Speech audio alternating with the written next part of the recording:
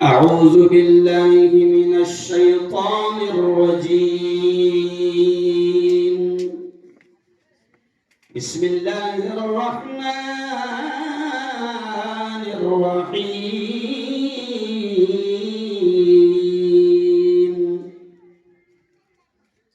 يا أيها الناس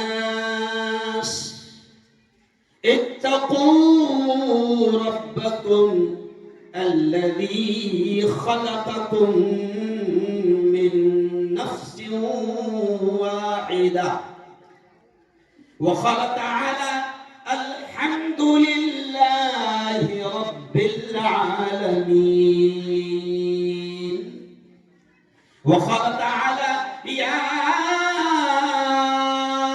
أيها الذين آمنوا إنما الخمر والميسر والأنصاب والأزلام رجس من عمل الشيطان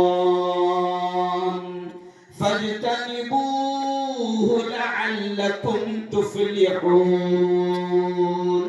وقال رسول الله صلى الله عليه وسلم الخمر الخبائث أو كما قال عليه الصلاة والتسليم. दिल बदल सकते हैं, शब्दों पर ध्यान दें, दिल बदल सकते हैं, जज्बात बदल सकते हैं,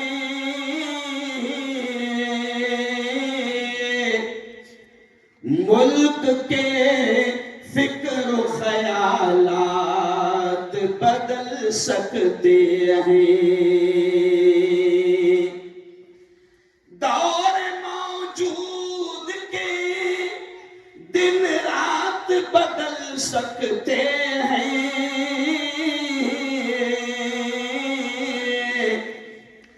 हम बदल जाएं तो हालात बदल सकते हैं, हम बदल जाएं तो हालात बदल सकते हैं।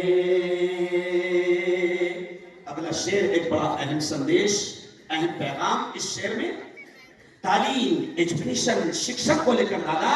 देखिए क्या कह रहा है कवि, जिंदगी मांगो किसी से न मोहब्बत मांगो,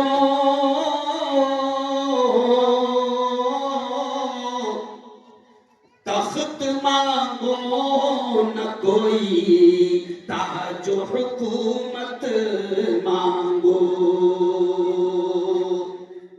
झूठी दुनिया है ये, दुनिया की न शोहरत मांगो, सिर्फ अल्लाह से तुम इल्म की दौलत मांगो। क्यों अल्लाह से इल्म मांगो?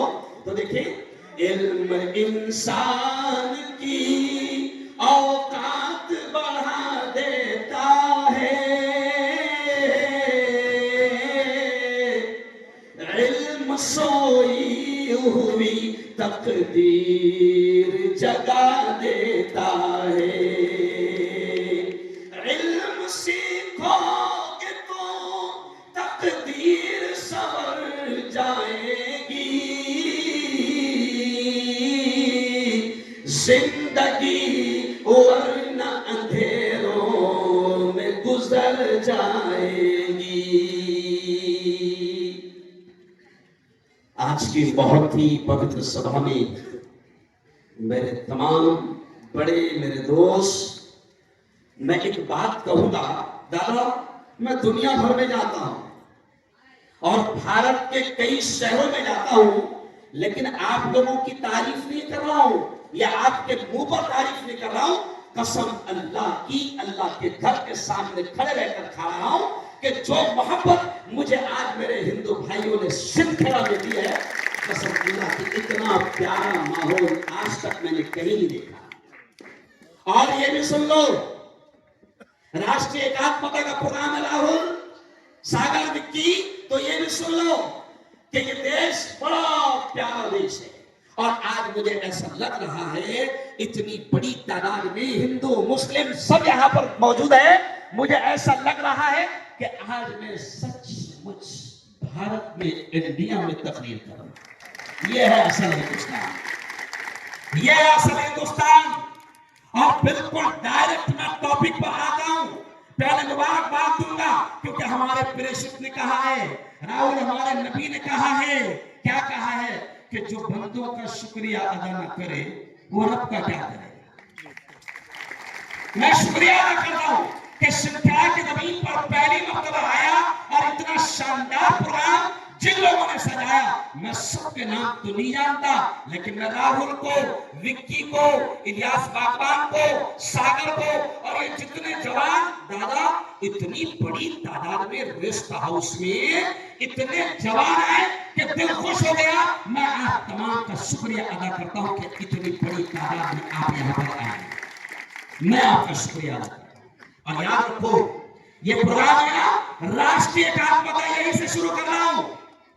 आप जानते हैं डॉक्टर अल्लामा इकबाल, कवि इकबाल, क्यों क्या गीत लिखा, लाखों मोबाइल में रिंग बजती है। 15 अगस्त को, 26 जनवरी को लाखों जगह पर गाया जाता है। कौन सा गीत गाया जाता है? अल्लामा इकबाल ने लिखा। इस प्यारे देश के बारे में क्या कहा? सारे जहां से अच्छा, बोलो मेरे साथ, हिंदुस्तान हमारा हमारा सारे जहां से अच्छा, हम बुलबुले हैं इसकी, ये गुलसिता हमारा हमारा सारे जहां से अच्छा। मजहब नहीं सिखाता आपस में बैर रखना, मजहब नहीं सिखाता आपस में बैर रखना। हिंदी है हम, हिंदी है हम, हिंदी है हम, वतन है हिंदुस्तान सारे जहां से अच्छा। बहुत प्यारा देश था। कवि इकबाल ने वर्षों पहले कहा था राहुल कि ये देश बड़ा प्यारा है, इसीलिए इसको कहा जाता है। शायद हम पूरी दुनिया में जाते हैं, आपको भी भगवान जाने का मौका देता होगा, लेकिन मैं मेरे प्यारे देश भारत के बारे में खुल कर ये कहता हूं कि लंदन जाओ, अमेरिका जाओ, फ्रांस जाओ, जापान जाओ, दुबई जाओ, कहीं भी जाओ, 8 दिन के बाद में सिर्फ खिड़की आ जाती है। ये है ये देश। और अभी सब लोगों ने कहा, दादा इस गीत में इकबाल रहमतुल्लाह ने क्या कहा कि मजहब नहीं सिखाता आपस में बैर रखना। अब जरा सुनना, मैं इसकी डिफिनेशन क्या करूंगा, तशरीह क्या करूंगा। दादा कभी कहा कि मजहब नहीं सिखाता, हिंदू का मजहब हो, बौद्ध मजहब हो, जैन मजहब हो, इस्लाम हो, इस मुल्क में जितने मजहब है, बल्कि धरती पर जितने मजहब है, मैं सीना ठोक कर कहता हूं और ये तमाम लोग मानते हैं कि कोई धर्म, कोई मजहब नफरत बैर नहीं सिखाता, कोई मजहब नहीं सिखाता। अब कभी कभी दादा ऐसा लगता कि मेरे जैसे दाढ़ी वाले, जुब्बे वाले, या फिर कोई बहुत पवित्र भगवान लिबास पहने हुए साधु संत या मेरे जैसे मौलवी मुल्ला अगर नफरतों की बात करते हैं तो ये जुमला कान में बिल्कुल दिमाग में बिठा लो। मैं कहता हूं कि मजहब चाहे वो कोई भी हो, वो नफरत नहीं सिखाता, वो बैर नहीं सिखाता। अब अगर कोई धर्म गुरु बनकर आए और नफरतों की बात करे तो वो धर्म गुरु नहीं हो सकता, पाखंडी होगा। क्योंकि अगर वो मुसलमान धर्मगुरु होगा तो नफरत नहीं सिखाएगा।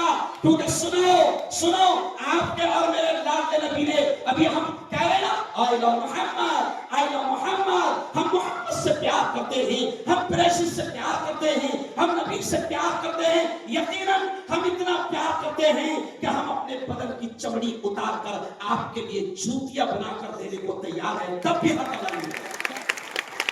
लेकिन उस नबी ने क्या कहा, सुनो सर, उसी प्रेषित ने क्या कहा, सुनो मुसलमानों, मैं आपसे कह रहा हूं, उस प्रेषित ने क्या कहा, उस प्रेषित ने कहा कि तुम जमीन वालों पर रहम करो, आसमान वाला तुम पर रहम करो। अल्लामा इकबाल ने इस हदीस को शेर में बयान किया। क्या कहा अल्लामा इकबाल ने, कहा कि करो मेहरबानी तुम अहले जमीन पर, करो मेहरबानी तुम अहले जमीन पर, खुदा मेहरबान होगा अर्श बरी पर। नफरत हमारे नबी ने भी सिखाया। हमारे नबी के बारे में क्या आता है, शीरपुर के प्रोग्राम में मैंने कहा था सलमान, हमारे नबी के बारे में क्या आता है, हमारे नबी को कत्ल करने के लिए दुश्मन आए, ये जुमला सुनना लगा, हमारे नबी को कत्ल करने के लिए दुश्मन आए, क्योंकि नफरतें हर जगह मौजूद थी। उस वक्त अरब में हमारे नबी को दुश्मन कत्ल करने के लिए आया, पकड़ा गया, पकड़ा गया। अब अगर दुश्मन जो कत्ल करने के लिए आया पकड़ा गया, तो अपना दिमाग क्या बोलता, बावला दिमाग अपना बावला दिमाग, अरे बाप रे, छोड़ा ना जाए। सब प्रेषित की जिंदगी में मिलता है कि कत्ल करने के लिए लोग आते थे, पकड़े जाते थे, जासूस बन के लोग आते थे, पकड़े जाते थे। लेकिन प्रेषित की जिंदगी में मिलता है कि प्रेषित उनको पकड़े जाने के बाद खाने के वक्त में अपने साथ अपनी प्लेट में बैठकर साथ में खाना खिलाते थे। यह है इस्लाम। क्यों हम कहते हैं सलाम उस पर कि जिसने पत्थर खाकर भी दुआएं दी। हम क्या कहते हैं मुसलमानों कि सलाम उस पर, हम सलाम पेश करते हैं हमारे नबी को, और हम कहते हैं कि सलाम उस पर कि जिसने पत्थर खाकर भी दुआएं दी। साहब मैं आपके सामने कह रहा हूं, प्रेषित मोहम्मद की जिंदगी का एक बड़ा अजीब वाकया है। एक बुढ़िया थी, एक औरत थी जो प्रेषित को तकलीफ देती थी। सुनो मुसलमानों, आप जानते हो वो रास्ते में क्या करती थी कि जब नबी गुजरते थे, मस्जिद में आते थे, तो वो रोजाना अपने घर के ऊपर से उन पर कचरा डालती थी, कचरा फेंकती थी। अब सुनो श्रृंखला वाले, 3 दिन तक के वो कचरा फेंकने वाली बुढ़िया नजर नहीं आई। तब अपने दिमाग में क्या आएगा, वो कचरा फेंकने वाली बुढ़िया नजर नहीं आई, तो अपने दिमाग में क्या आएगा, अच्छा हुआ चले गई। क्या हुआ, अच्छा हुआ चले गई। प्यारे नबी ने मालूम किया कि 3 दिन से कचरा नहीं आ रहा है, क्या बात है, वो बुढ़िया कहाँ है। लोगों ने बताया कि हुजूर वो बुढ़िया की तबीयत खराब है, वो बुढ़िया बीमार है। तो आपकी हमारे नबी की जिंदगी में मिलता है कि हमारे नबी वो कचरा फेंकने वाली बुढ़िया को देखने के लिए गए, उसकी इयादत करने के लिए गए। और मुसलमानों, हमारे नबी के इस अखलाक का क्या असर हुआ आप सब जानते हैं। यह है इस्लाम। आज ये देश, सर अब जो मैं जुमला कह रहा हूं राहुल, अब जो मैं जुमला कह रहा हूं सर, ये हमारा देश, अल्लामा इकबाल ने कहा सारे जहां से अच्छा। लेकिन सुनो मुसलमानों, ये जुमला आपने कभी नहीं सुना होगा सर। 1500 साल पहले, क्योंकि अब हमारे प्रेषित को दुनिया में आए 1500 साल, 1500 साल हो गए, अभी उनकी जयंती मनाई गई धूम से। सुनो मुसलमानों, हमारे नबी ने इस देश के बारे में सर मक्का में बैठकर, मदीना में बैठकर एक जुमला कहा था, अजीब जुमला कहा था। हमारे नबी ने क्या कहा था मुसलमानों कि मुझे, जुमले पर ध्यान देना, मुझे हिंद से, यानी हिंदुस्तान से, मुझे हिंद से ठंडी ठंडी हवाएं आती है, जोरदार तालियां। हमारे प्रेषित ने मक्का और मदीना की जमीन पर बैठकर कहा था कि मुझे हिंद से ठंडी ठंडी हवाएं आती है। तो मैंने शीरपुर में जुमला कहा हिंदू मुस्लिम तमाम भाइयों से कि अब नबी ने कहा था कि मुझे हिंद से ठंडी ठंडी हवाएं आती है, तो मैं तमाम भाइयों से कहता हूं कि हम दोनों को मिलकर देखना पड़ेगा कौन शैतान है जो ठंडी हवाओं को गर्म कर रहा है। अरे क्या देखना पड़ेगा आपको, कौन शैतान है जो ठंडी हवाओं को गर्म कर रहा है। और सुनो सुनो, शैतान माहौल बना रहे हैं, नफरतों के बीज बो रहे हैं, हवाओं को हवाओं में जहर घोल रहे। लेकिन मुझे यकीन है, मुझे खुशी है, इस गांव के बारे में मुझे पता चला कि 92 का फसाद पूरे हिंदुस्तान में हुआ। जोरदार तालियां बजाओ, श्रृंखला महफूज। तो 2008 में मैं खुद खाना राशन का ट्रक भर भर के धुलिया आया था। मैं रेल पकड़ने के लिए आया था, क्योंकि मैं उस संगठन का भी अध्यक्ष हूं जिसने अभी पंजाब में 1.5 करोड़ रुपए हिंदू भाइयों को पहुंचाए। जो स्वतंत्र सेनानियों की संगठन है, मैं उसका भी पूरे महाराष्ट्र का वाइस प्रेसिडेंट हूं। 2008 में धुलिया में मदद लेके आया था। हमारी संगठन न हिंदू देखती है, न मुसलमान देखती है, न जात देखती है, न धर्म देखती है। वो इतना कहती है कि हमारे नबी ने कहा है कि तुम जमीन वालों पर रहम करो, आसमान वाला तुम पर रहम करो। तो सुनो, मुझे खुशी है कि 2008 में सलमान, एक मिनट, 2008 में धुलिया कितनी दूर है तुम्हारे यहां से? अरे बोलो ना दादा, 50 या 40 किलोमीटर।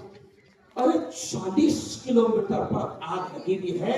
अरे श्रृंखला वालों, तुम्हारे हिंदू मुस्लिम प्रेम को सलाम कि 2008 में भी श्रृंखला में।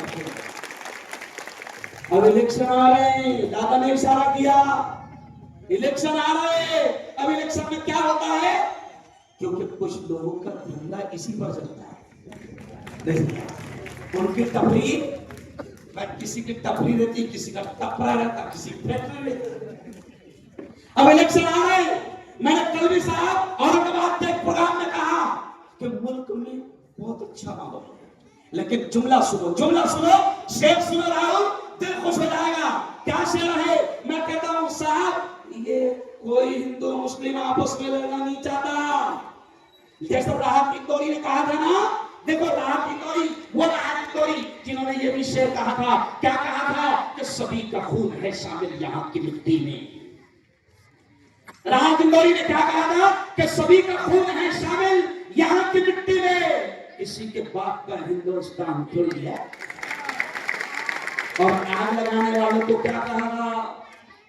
आग लगाने वालों से राहत इंदौरी ने कहा था कि सुनो वालों, सुनो शैतानों, सुनो आग लगाने वालों, सुनो नफरत फैलाने वालों। राहत इंदौरी ने उनसे कहा था कि लगेगी आग तो आएंगे घर कई सदमे, लगेगी आग तो आएंगे घर कई सदमे। यहाँ पे सिर्फ हमारा मकान थोड़ी है बेटा। आग लगेगी तो आज मैं तो कल, तू तो परसों के अलावा, आग लगेगी तो तू भी जाएगा।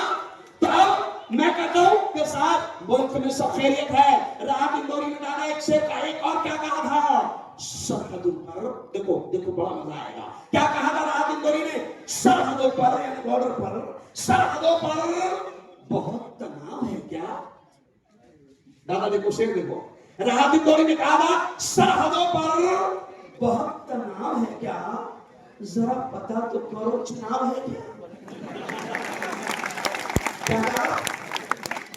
कि बॉर्डर पर, सरहदों पर बहुत तनाव है क्या?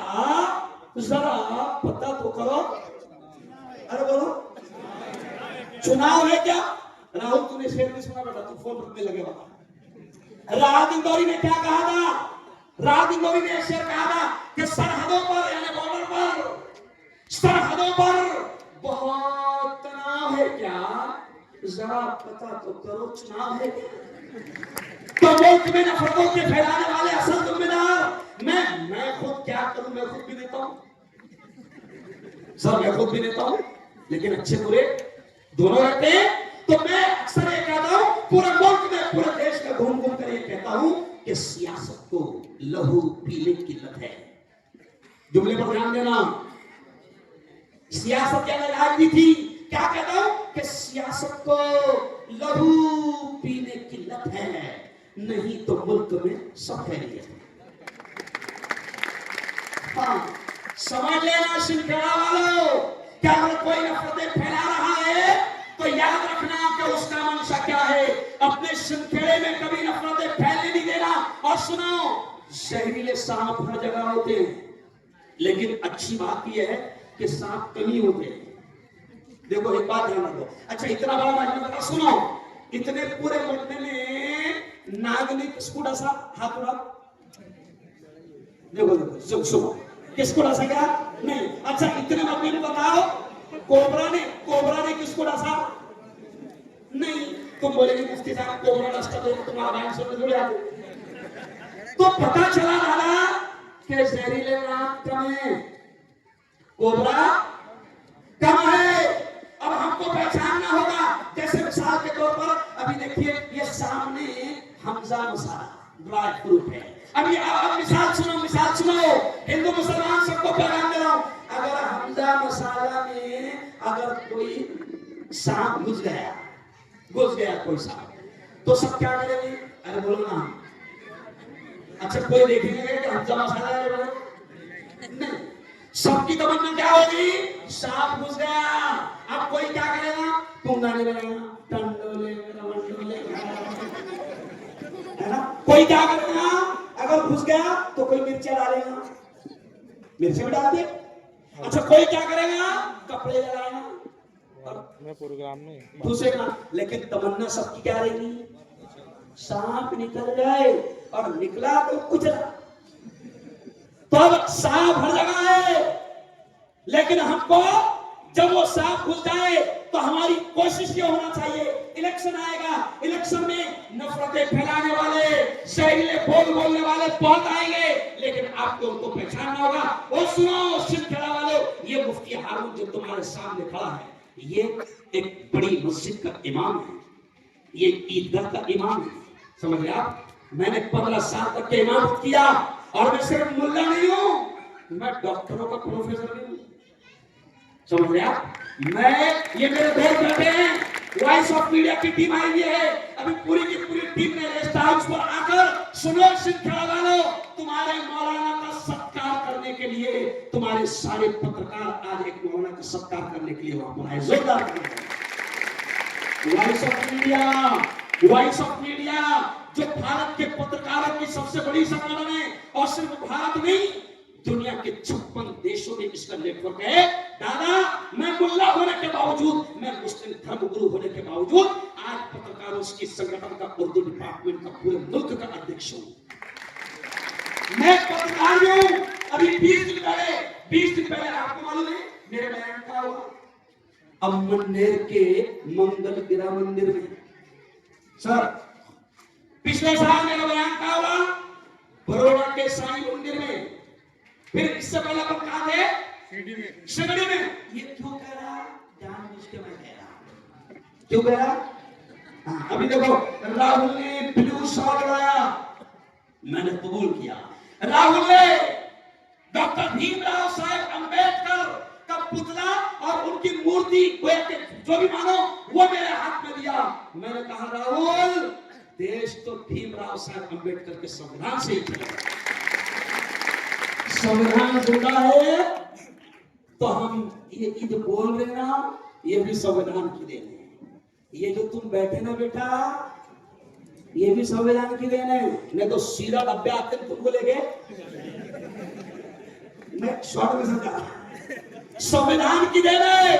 तो सुनो ये देश बहुत प्यारा है, नफरतें फैलने नहीं देना, जहरीला माहौल बनने नहीं देना। कोई कितनी भी नफरतें फैलाए, मैं इस देश के बारे में क्या कहता हूं सर कि देखो मैं कहता हूं, अभी देखो मैं सबको खड़ा करूंगा, सब जरा आ रही है थोड़ा सा। मैं इस देश के बारे में क्या कहता हूं, देखो जोरदार तालियां आप बजाओ। मैं क्या कहता हूं हिंदू मुसलमानों से, मैं हिंदू मुसलमानों से कहता हूं राहुल कि दुनिया में अमन प्यार के किस्से लिखेगा कौन? दुनिया में अमन प्यार के किस्से लिखेगा कौन? और आपस में कट मरेंगे तो आखिर बचेगा कौन? और मेरे हिंदू भाइयों से कहता हूं कि होंगे ना तुम तो लाएंगे तुम सा कहां से हम, तुम्हारे जैसा होंगे ना तुम तो लाएंगे तुम सा कहां से हम, और होंगे ना हम तो आपको भाई कहेगा कौन? ये है मेरा देश। और मैं तमाम हिंदू मुसलमानों से कहता हूं कि ये देश बड़ा खूबसूरत है। दंगे और फसाद किसी समस्या का हल नहीं है। यह देश बड़ा खूबसूरत है। मैं ये भी शेयर कहता हूं कि हवेली सबका मुकद्दर फूट जाएगा। हवेली झोपड़ी, ये शेर सुनना सलमान सागर, क्या हवेली झोपड़ी सबका मुकद्दर फूट जाएगा अगर ये साथ हिंदू और मुस्लिम छूट जाएगा। अरे दुआ करो, दुआ करो, दुआ करो, दुआ करो, ये प्यार के रिश्ते रहे कायम, दुआ करो ये प्यार के रिश्ते रहे कायम। ये रिश्ते टूट जाएंगे तो भारत टूट जाएगा। भारत को टूटने देना, शैतानों के प्लान को कामयाब होने। अरे बोलो, अरे मुझे बहुत खुशी हुई जब राहुल डेट लेने आया ना जगह में, तो मैंने मुसलमानों को क्या बोला, देखो रे हिंदू भाई बयान की डेट लेने आए, नहीं समझा है कि नहीं? सोने में स्वागत। अरे भाई अभी तक के मौलाना को तुम बुलाते, मरकज को बयान तुम कराते, मदरसे का प्रोग्राम तुम कराते, और अगर मुल्क के हमारे हिंदू भाई मौलाना को, धर्म गुरु को, दाढ़ी वाले को, मुल्ला को अगर डेट लेने के लिए आए तो बजाओ जोरदार तालियां। यहाँ से आज पैगाम जाएगा, राहुल ने क्या कहा था, मैं वायरल मुफ्ती है, वायरल मुफ्ती समझते ना, मैं जो भी बोलता क्या हो गया, मेरा खुद का चैनल है वायरल न्यूज, जो पूरी दुनिया में देखा जाता है। राहुल और तमाम लोगों से मैं कह रहा हूं कि आज मेरे चैनल के जरिए से ये जो रिकॉर्ड हो रहा है, मेरे चैनल के जरिए से पूरी दुनिया में पैगाम जाएगा और हिंदुस्तान में पैगाम जाएगा कि सिंध खेड़ा के इस प्रोग्राम से पूरी दुनिया में अमन, शांति का, एकता का, मोहब्बत का पैगाम, ये पैगाम है। मैं आपसे कहता हूं कि देश बड़ा प्यारा है, खुदा के वास्ते टूटने मत देना। और एक खास बात, अब मैं दूसरे मुद्दे पर आपके सामने बोलना चाहूंगा, वो कौन सा मुद्दा है? और सुनो, एक और बात याद आ गई, इस देश को बचाने के लिए वो यारो, ओ टोपी वाले, ओ दाढ़ी वाले, ओ नमाज पढ़ाने वाले, ओ उलमाए किराम, ओ कुरान के याद करने वालों, आप और हम सब जानते हैं कि इस देश को आजादी दिलाने के लिए लाखों उलमाए किराम ने फांसी का फंदा चूमा, मगर अंग्रेजों से मुकाबला किया। क्या है हिस्ट्री में लिखा है, क्या लिखा है कि दिल्ली के लाल किले से लेकर लाहौर और कराची की सड़क पर कोई झाड़ ऐसा नहीं था जहां पर उलमा की लाशें न लटकी। तो तुम्हारे बुजुर्गों ने, हम सब ने मिलकर, और सर जो जमीयत उलमा का मैं वाइस प्रेसिडेंट हूं महाराष्ट्र का, उस संगठन ने महात्मा गांधी जी को, जब अंग्रेजों ने देखा, साहब बहुत पॉइंट की बात आ गई दादा, अंग्रेजों ने देखा कि ये देश उसी वक्त हम राज कर पाएंगे जब हिंदू मुसलमानों को आपस में लड़ाएंगे, तो सर अंग्रेज डिवाइड एंड रूल, उनका फंडा था अंग्रेजों का, लड़ाओ और राज कराओ। तो जनाब जमीयत उलमा ने देखा कि अंग्रेज ये फंडा इख्तियार कर रहे हैं, तो सर उस वक्त जमीयत उलमा इस संगठन ने, जिसका मैं वाइस प्रेसिडेंट हूं, उस वक्त उस जमाने में महात्मा गांधी को अपने पैसों से हमारी संगठन ने पूरे देश में घुमाया और हिंदू मुसलमान एकता का माहौल बनाया और बताया लोगों को कि देखो अंग्रेज तुमको अलग अलग कर रहे हैं। क्यों? जब तक कि हम एक नहीं हो गए, मुल्क आजाद नहीं होगा। ये काम किया, अभी सुन लो, तो जो लोग अंग्रेज थे वो अलग अलग कराते थे। अब जो खतरनाक जुमला बोल रहा हूं, तो ये हेडलाइन न बन जाए, खतरनाक जुमला, अंग्रेज हिंदू और मुसलमानों को अलग अलग कराते थे ताकि लड़वाए और राज करे। मेरा मानना यह है कि अभी भी जो लोग हिंदू मुसलमानों को लड़ा रहे हैं, उनका डीएनए जरूर टेस्ट किया जाए। नहीं समझा? क्या टेस्ट किया जाए? हाँ, क्योंकि गोरे अंग्रेज तो चले लेकिन कुछ काले बाकी है जो हमको एक साथ बैठने नहीं देते। आज का ये प्रोग्राम बड़ा शानदार रहा और दादा देखो आखिरी बात, कहां तक जवानों की भीड़ है। लोग मुझसे कह रहे थे मुफ्ती साहब पब्लिक को आम दो फिर तुमको लेके चलेंगे। मैंने नहीं, मेरा रोज का धंधा है, मैं पहले पहुंचा बता रहे। अच्छा पब्लिक की बहुत होशियार हो गए, पब्लिक का व्यक्ति कलाकार आया गया पहले, मैंने बोला था खड़ा रहने को जगह नहीं देंगे। और मेरे जवानों सुनो, अब दोनों हाथ उठाकर मुझे बता दो, अपने देश से हम सबको मोहब्बत है, दोनों हाथ उठाकर बता दो अल्लाह का कहना सुनो, माशाअल्लाह माशाअल्लाह। तो आज इस राष्ट्रीय एकात्मता के प्रोग्राम से तय कर लो कि देश में नफरतें फैलने। सर हमारे राष्ट्रीय अध्यक्ष मौलाना अरशद मोदी क्या कहते हैं, सुनो सुनो, बड़ा प्यारा जुमला मौलाना याद आ गया। क्या हमारे राष्ट्रीय अध्यक्ष कहते हैं दादा कि आग को आग से नहीं बुझाया जा सकता। वो शिक्षा वालों, आग को आग से बुझाया, आग को बुझाने के लिए पेट्रोल डालना पड़ेगा, पेट्रोल डालना। मौलाना अरशद मोदी कहते हैं कि आग को आग से नहीं बुझाया जा सकता। वो कहते हैं कि देश में नफरतों की आग लगी हुई है। वो कहते हैं हिंदुओं मुसलमानों, देश में नफरतों की आग को बुझाने के लिए आपको अमन का, मोहब्बत का, शांति का पानी डालना पड़ेगा, तो आग बुझेगी। अब बहुत अहम मुद्दे पर आ रहा हूं। दूसरा मुद्दा मेरा क्या है, नशा मुक्ति है ना। कितने प्यारे प्यारे जवान हैं सर, कुछ जवान तो इतने प्यारे हैं कि उनको देखकर ऐसा लगता है कि अल्लाह ने इसको मेरी नजर ना लग जाए। एकदम ऐसे 6 गुटलिया मैंने देखा कुछ जवानों को, कितने गुटलिया, 6 गुटलिया। 2-3 बच्चे टी शर्ट में आए तो मैंने उनके हाथ लगा, बहुत अच्छी बात है, बहुत अच्छी बात है। जवानों मैं तुमसे कह रहा हूं कि ये जिंदगी बहुत कीमती है और कुरान को मानते हो ना, कुरान को मानते हो ना। अगर कुरान से इश्क है, प्यार है, तो दोनों हाथ उठाकर मुझे बता दो क्या कुरान को मानते हैं, दो हाथ। अब सुनो, अगर कुरान को मानते हो सिंधड़ा वालों तो सुनो कुरान में क्या है। सर कुरान की पत्ती है, अल्लाह क्या कहता है सुनो, या अय्युहल्लज़ीना आमनू इन्नमल खम्रु वल मैसिर वल अंसाबु वल अज़लामु रिज्सुम मिन अमल शैतान। अल्लाह ये कहता है, ओ ईमान वालों, अल्लाह ये कहता है कि खम्र, नशा, शराब, जुआ, ये तमाम चीजें शैतान का काम है। फजतनिबूहु, इन तमाम चीजों से अपने आप को बचाओ, लअल्लकुम तुफ्लिहून, ताकि तुम कामयाब हो जाओ। नशा जो है ना, अल्लाह कहता है कि बचाओ। और नबी पाक ने सब प्रेषित मोहम्मद ने 1500 साल पहले नशे के बारे में क्या कहा था, प्रेषित ने क्या कहा था, अल खमरु उम्मुल खबाइस, नशा शराब तमाम बुराइयों की मां है, तमाम बुराइयों की जड़ है।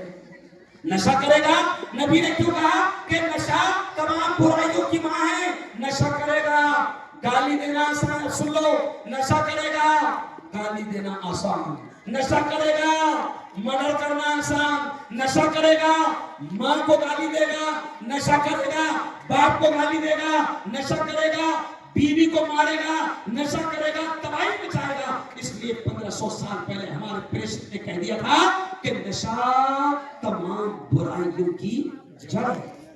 मुझे अफसोस होता है सर, मैं जब कैमरे के सामने आता हूँ चैनल पर, तो एक खबर आई सर, मेरे आंखों में आंसू आ गए। खबर क्या थी सुना मुसलमानों, मुझे बोलना भी नहीं अच्छा लग रहा। खबर ये थी कि नशा, जब नबी ने कह दिया कि ये तमाम बुराइयों की जड़ है, खबर ये थी कि एक नौजवान ने जब रात में नशा किया तो नशे की हालत में वो ये भी नहीं पहचान पाया कि मैं जिसको पकड़ रहा हूं वो मेरी मां है। अच्छा नहीं लगता ये बोलना, लेकिन नशा करेगा, मां को गाली देगा, नशा करेगा, बीवी को तलाक देगा। अच्छा नशे में तलाक दे देता, अना मुफ्ती के पास में आता, मुफ्ती साहब बहुत नशे में था मैं, नशे में तलाक होती क्या, कैसा पूछते मसला, नशे में तलाक होती क्या। तो हम भी बड़ा भारी बोलते उसको, एक बात बता, नशे में था ना, तो बोले हाँ। अच्छा नशे में तूने बहन को बोला क्या, नहीं। अच्छा नशे में तूने माँ को बोला गया, नहीं। अच्छा नशे में तूने खाला को बोला गया, नहीं। बराबर नशे में बीवी कुछ कैसा बोला, इसका मतलब इतना तो होश था कि किसको बोलना है,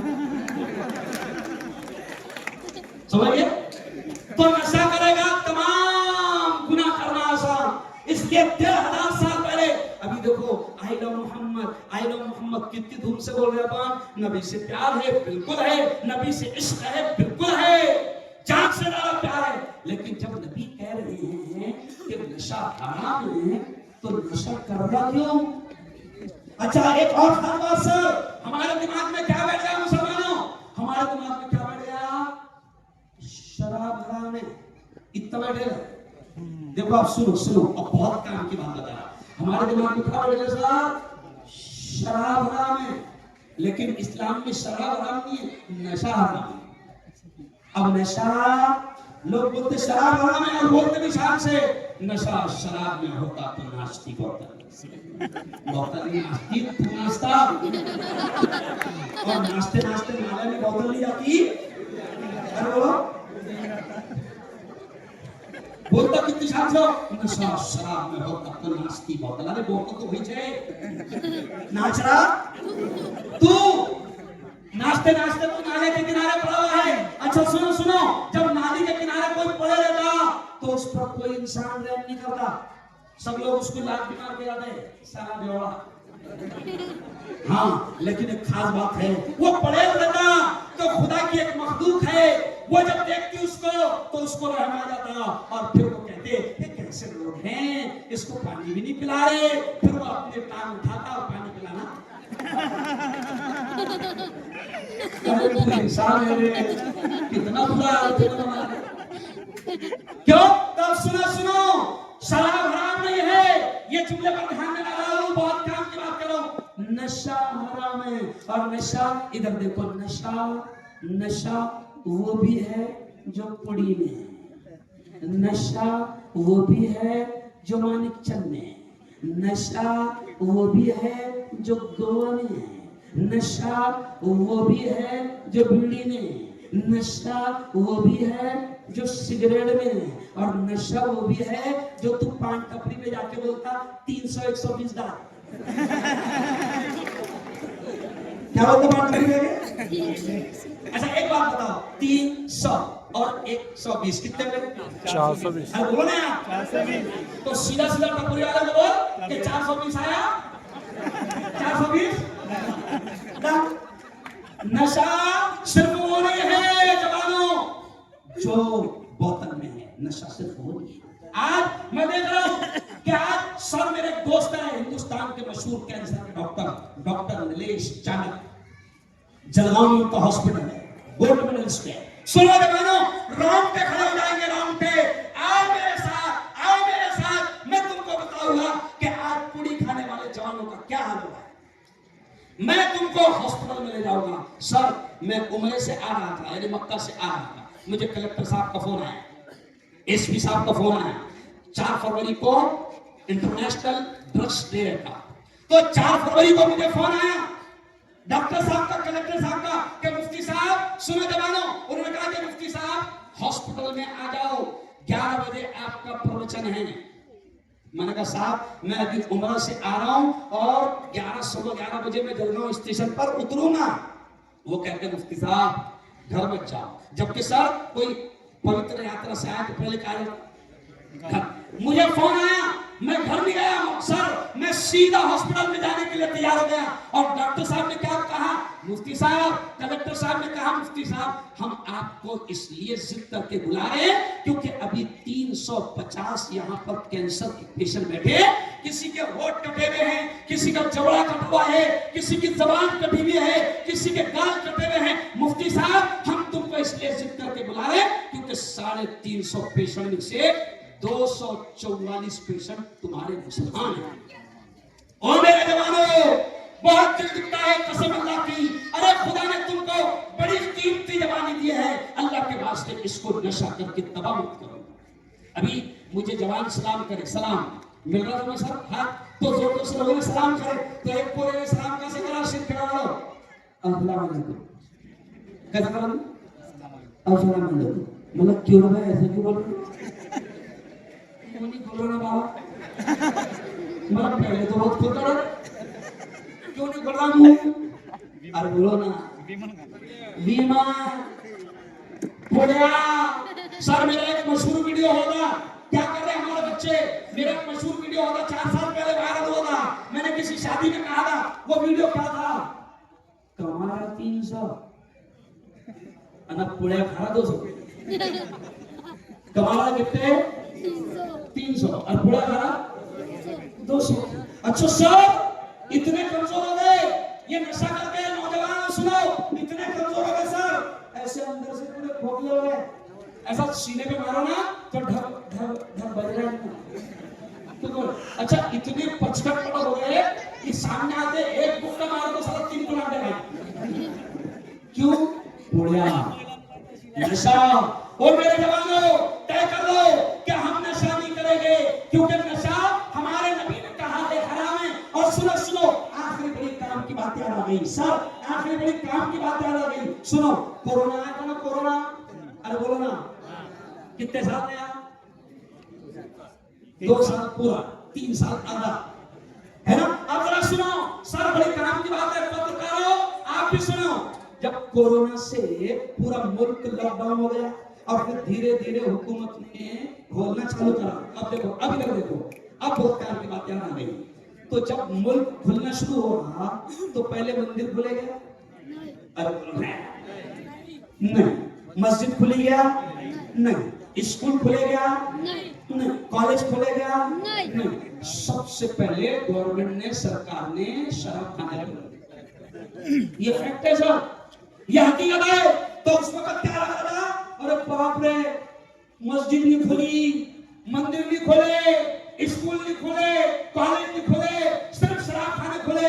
तो उस वक्त तमाम बेवड़े खुश हो गए कि मोदी जी अपनी बहुत कदर करते हैं। क्यों? साला मस्जिद नहीं खुली लेकिन हमारे लिए। तो मैंने उस वक्त क्या कहा? अरे बेवड़ो, मैंने क्या कहा? अरे बेवड़ो, सरकार ने मस्जिद मंदिर नहीं खोली, स्कूल नहीं खोली, 3 साल से मुल्क बंद था, बहुत नुकसान हुआ। पहले तुम्हारा इंतजाम किए क्योंकि पैसे तुम्हारे पास चाहिए। पैसे चाहिए और यारो आज तय कर लो कि हम अपने मोहल्ले में तय करो। और कोई भी काम सब धीरे धीरे होता है। अब 5 मिनट में बहुत प्यारी बात बोलूंगा, कोई भी काम धीरे धीरे होता है। तय करो कि हम अपने मोहल्ले में, देखो नबी ने फरमाया और कुरान ने फरमाया, अच्छाई का हुक्म करो। सब पवित्र कुरान कहता है अच्छाई का हुक्म करो और बुराई से लोगों को, अरे बोलो, रोको।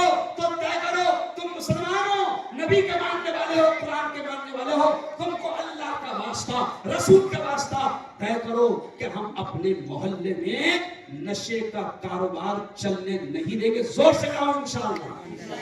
मैं मगर नहीं आया, जोर से कहो इंशाअल्लाह, है ना? पूरा कानूनी तरीके से मुकाबला करना। और आखिरी बात ये भी सुन लो, मैंने आयत कौन सी पढ़ा? अब देखो राहुल और भैया सागर, अब देखो मैं क्या पैगाम लेकर जा रहा हूँ। सर मैं मेडिकल कॉलेज का डॉक्टर का प्रोफेसर भी हूँ। ओ मेरे यारो, अब आप जो मैं पैगाम लेकर बात खत्म कर रहा हूँ, सुनो मुसलमानों, कुरान से प्यार है ना? कुरान में सर 6666 पंक्तियां है। कितनी? 6666 पंक्तियां है। और कमाल की बात सुनो, कुरान में रोजे का भी हुक्म है, कुरान में नमाज का भी हुक्म है, कुरान में हज का भी हुक्म है, कुरान में ज़कात का भी हुक्म है। लेकिन सर कमाल की बात है, कुरान में रोजे का हुक्म पहले नहीं आया, नमाज का ऑर्डर पहले नहीं आया, ज़कात का ऑर्डर पहले नहीं आया, हज का ऑर्डर पहले नहीं आया। सर पवित्र कुरान में सबसे पहले जो आयत उतरी वो है इक़रा। इक़रा शब्द के माने होते अरबी में शिका, पढ़ो। तो मैं मुसलमानों से कहता हूं कि सुनो, नमाज बहुत बड़ी इबादत है, लेकिन कुरान में नमाज का हुक्म पहले नहीं आया, ज़कात का हुक्म पहले नहीं आया, हज का हुक्म पहले नहीं आया, रोजे का हुक्म पहले नहीं आया। मुसलमानों, कुरान में सबसे पहले हुक्म आया इक़रा, और इक़रा के माने होते पढ़। क्या होते? पढ़। इसलिए मैंने शुरू में शेर क्या पढ़ा कि जिंदगी मांगो किसी से, न मोहब्बत मांगो, तख्त मांगो, न कोई ताजे हुकूमत मांगो, झूठी दुनिया है ये, दुनिया की न शोहरत मांगो, सिर्फ अल्लाह से तुम इल्म की दौलत मांगो। इल्म क्यों मांगो? इल्म बाबा साहब अम्बेडकर ने भी क्या कहा? शिका, तालीम हासिल करो और संगठित हुआ और संघर्ष करा। आज मुझे खुशी है कि आज आप देखो स्टेज पर कितना प्यारा स्टेज है। मैं कहता हूं कि जो लोग आज हमारे साथ है, हमारा भी फर्ज बन जाता है कि जब वक्त पड़ेगा तो हम भी इनके साथ पूरी ताकत के साथ रहेंगे, हम भी इनके साथ पूरी ताकत के साथ रहेंगे। तालीम हासिल करो। कुरान में रोजे का हुक्म पहले नहीं है, पहले इल्म का हुक्म है। मैं आपसे कहता हूं, सर मैंने कहा ना भी आपको, मेरे घर में 11 डॉक्टर्स हैं, मुफ्ती भी है, हाफिज भी है, मौलाना भी है, नमाज पढ़ाने वाले। मेरे घर में मुसलमानों 2 MBBS, 2 MD, 3 BDS, 4 BUMS। क्यों कह रहा हूं? इनको क्या लगता है बाप रे मौलाना? अरे मौलाना बोलना पढ़ो रे, क्योंकि पढ़ने के बगैर अरे बोलो कुछ नहीं होगा। इमरान प्रताप अली ने क्या कहा? बिन पढ़े अब गुजारा, पढ़ना पड़ेगा। क्यों? अच्छा नहीं पढ़ने वाले तो क्या बोलते हैं? जाहिल। क्या बोलते हैं? अच्छा जाहिल को जरा अलग अलग करो। जाहिल क्या मतलब है उसका? कि बेटा तूने पढ़े लिए ना, तो अब 200 रुपए के वास्ते भी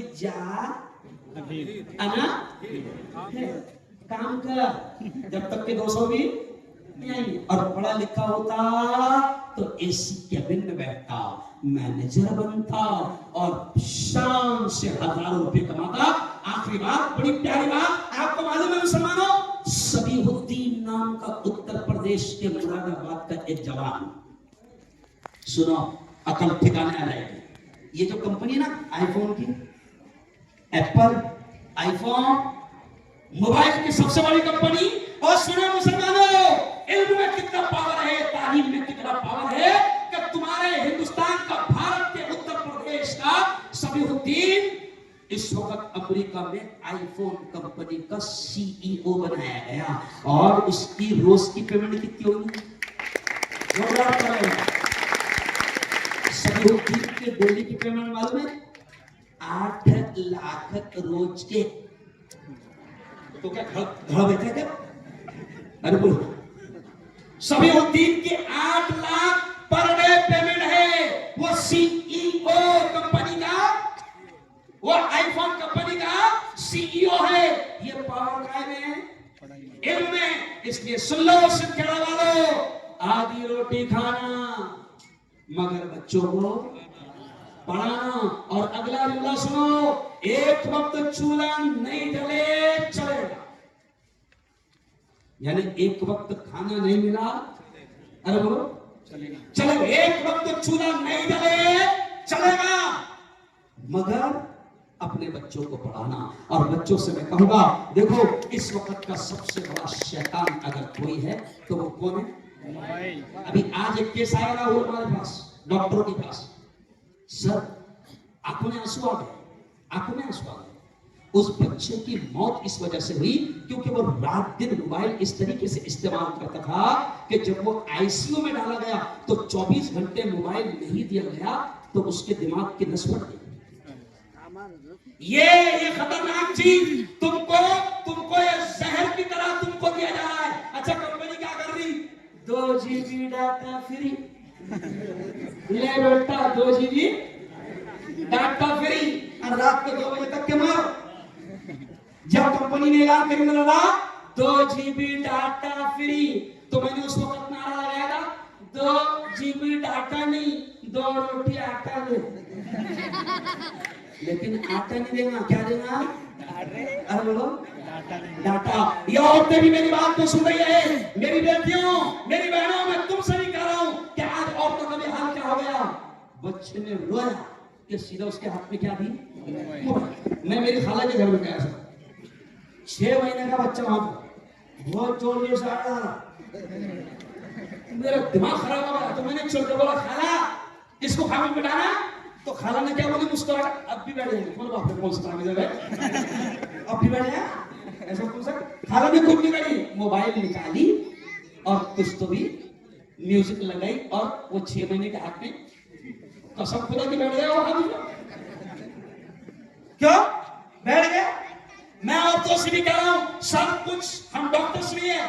ऐसी शिकायत आई, बच्चा दूध पिएगा तो मोबाइल, खाना खाएगा तो मोबाइल लेकर, जबकि मेडिकल साइंस कहती है कि खाने के वक्त अगर ध्यान खाने में ना हो तो वो असर ही नहीं करता। इसलिए मैं बेटियों से भी कहूंगा कि औलाद की तरबियत तुम्हारे हाथ में है, घरों की तरबियत तुम्हारे हाथ में है, घरों का माहौल तुम्हारे हाथ में है, इसलिए खराब होने नहीं देना। और एक बार फिर मैं आपसे गुजारिश करूंगा कि ये पूरी टीम, आ बेटा जरा राहुल, जरा सागर सर की भी आजा आजा आजा, तू कैमरे के पीछे जा रहा नजर आ गया। विक्की का है, विक्की का। देखो हमारे नबी ने सिखाया है कि हौसला देना चाहिए और शुक्रिया अदा। इतना शानदार प्रोग्राम डाला इन्होंने, क्या उधर से ये लिया फिर जाए इधर। अब मैं आपसे कहूंगा राहुल हाथ लगाओ, जोरदार तालियां आप इस प्रोग्राम के लिए। बहुत शानदार कार्यक्रम किया। अच्छा आपको क्या लगा होगा, इलेक्शन है इसलिए लगा है? नहीं, अगर इलेक्शन रहता था और इलेक्शन के वास्ते आता था तो मैं तो कांग्रेस का इतना बावला है कि मैं इसके वास्ते आऊंगा। नहीं, ये क्यों कर रहा? क्योंकि हमारे शैतान दिमागों में कुछ मिलाता। शैतान दिमागों में नहीं, हम अल्लाह रसूल का पैगाम देने के लिए आप तक आए थे। इस्लाह माशरा जिसको हमारे उलमा काम करते हैं वो पैगाम हमने आपको दिया। और इंशाअल्लाह अब हाथ उठाकर बताओ मुझे कि दोबारा मुफ्ती हारून तुमको चाहिए? चाहिए। इंशाअल्लाह फिर कभी आऊंगा और आप तमाम से बात करूंगा। अभी दुआ होगी, दुआ में छोड़ना, बैठो बैठो, 2 मिनट में दुआ होगी। अल्लाह को मानने वाला बहुत पसंद है, जो नहीं मानता वो मुतकब्बिर और तकब्बुर की अलामत है। इसलिए अभी ये आभार व्यक्त करेंगे, शुक्रिया अदा करेंगे। और वॉइस ऑफ मीडिया की पूरी टीम हमारी आई हुई है, मैं उनका भी शुक्रिया अदा करूंगा कि तमाम पत्रकार लोग भी यहाँ पर आए। और आपने खुद ने पहली बार देखा होगा कि किसी मुल्ला के लिए पत्रकार भी पूरे के पूरे आए हैं, क्योंकि मुल्ला सिर्फ मुल्ला नहीं है ना। लोग पहले क्या बोलते थे, मुल्ला की दौड़ मस्जिद तक, मतलब लुच्चों की दौड़ वहां तक, हमारे तो सिर्फ मस्जिद तक। मुल्ला मस्जिद में भी जाएगा और मुल्ला पार्लियामेंट में, क्योंकि जब तक के अच्छे लोग नहीं आएंगे तब तक के माहौल नहीं बनेगा। बहुत बहुत धन्यवाद। अब मैं चाहूंगा प्रोग्राम के तमाम आयोजकों से कि वो आभार व्यक्त करें और फिर दुआ पर हम अपने इस प्रोग्राम को शांतता। और मैं पुलिस डिपार्टमेंट का भी शुक्रिया अदा करता हूं, क्योंकि उन्होंने भी अभी देखो कितने बज गए, 10-20 हो गए, उन्होंने भी अपने को वक्त दिया, तो हम उनका भी शुक्रिया अदा करते हैं। क्यों? वरना अच्छे काम करते हैं 10 बजे तक के नहीं समझे। हुकूमत क्या बोलती, पुलिस हुकूमत क्या बोलती, अच्छा काम कर रहे हैं ना भाई, अच्छा काम करने वाला ना 10 बजे तक अच्छे बात का, कब तक? हाँ 10 के बाद में, हाँ रात भर बार खुले रहेगा, रात भर शराब के अड्डे चालू रहेंगे, वहां कोई टेंशन नहीं रहेगा। लेकिन मैं श्रृंखला के मेरे पुलिस डिपार्टमेंट और अपने अन्ना का हमारे दोस्त हमारे, अरे वाह जोरदार तालियां आप अन्ना के लिए बजाएं। अन्ना मैं चाहूंगा एक बार आगे ज्यादा तुम आ गए। अन्ना ने मुझे भी हिम्मत दिया, बहुत हौसला दिया, जोरदार तालियां एक बार और अन्ना के लिए। हाँ अच्छा एक खास बात, अन्ना जो है हमारे श्रृंखला के हैं और कहां पर सर्विस करते हैं? कहां? हाँ कल्याण मुंबई में। लेकिन श्रृंखला की फिक्र होती है। दादा उन्होंने मुझसे क्या कहा, मुफ्ती साहब जवान अच्छे काम के लिए कभी भी मुझे याद करे, मैं पैसों के साथ और वक्त के साथ और पूरी ताकत के साथ मैं जवान के साथ। मैं राहुल से गुजारिश करूंगा कि वो अन्ना का, विक्की दोनों से मैं गुजारिश करूंगा कि हमारे अन्ना का बिल्कुल दादा आप कैसे, मैं गुजारिश करूंगा कि दादा को अन्ना को शाल उड़ाकर और गुलदस्ता बुके देकर आप उनका सत्कार और सम्मान